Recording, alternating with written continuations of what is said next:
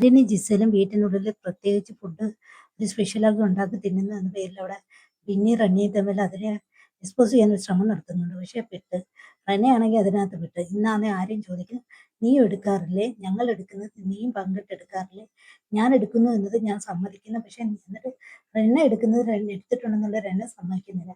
റെന പറയുന്നത് നിങ്ങൾ എടുക്കുമ്പോൾ ഞാൻ വന്ന് നോക്കും, അപ്പൊ കാണുമ്പോൾ നിങ്ങൾ തരുന്നത്, അല്ലാതെ ഞാൻ എടുത്തിട്ടില്ല, നിങ്ങൾക്ക് എപ്പോഴും സ്പെഷ്യൽ പരിപാടിയായിട്ടുണ്ട്, ഞങ്ങൾക്ക് അങ്ങനെ ഇല്ലെന്ന് പറഞ്ഞ് ഭയങ്കരമായിട്ട് കിടക്കുന്നു. സത്യത്തിൽ രണ ചെന്ന് പെട്ടുകൊടുത്തത് ആര്യന്റെ വായിൽ. കാരണം രണയും ഇതുപോലെ സ്പെഷ്യലായിട്ട് സാധനങ്ങൾ എടുത്ത് മാറ്റി ഒളിച്ചു വെച്ച് കഴിക്കുകയും എടുക്കുകയൊക്കെ ചെയ്യുന്നുണ്ട്.